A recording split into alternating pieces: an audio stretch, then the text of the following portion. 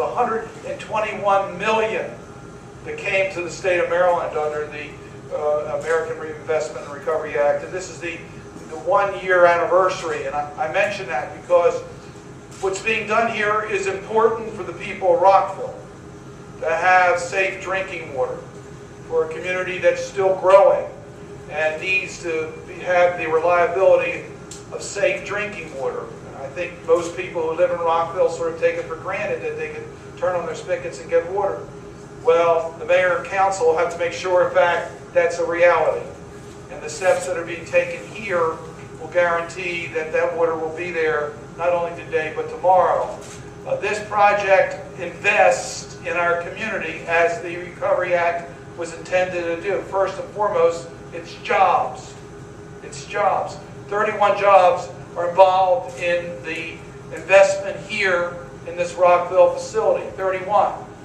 But the Conference of Mayors tells us that for every dollar or every job that's created directly, there are 3 more jobs that are created. So we're really talking about more than 31. For every dollar that's spent on water projects, we increase our gross domestic product by $6. So this is involving improving the economy of our region.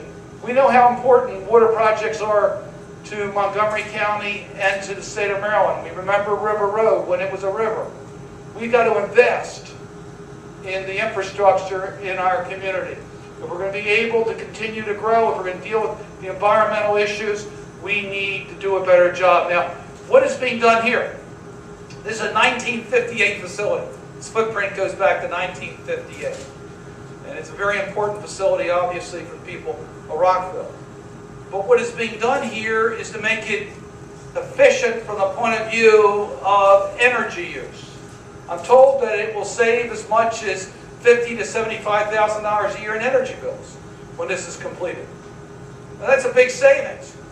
But it also will help us with an energy policy for our nation that will be the right type of way to deal with America's future. We're investing in our future, not just in safe drinking water, but also on an energy policy that makes sense for the people of America.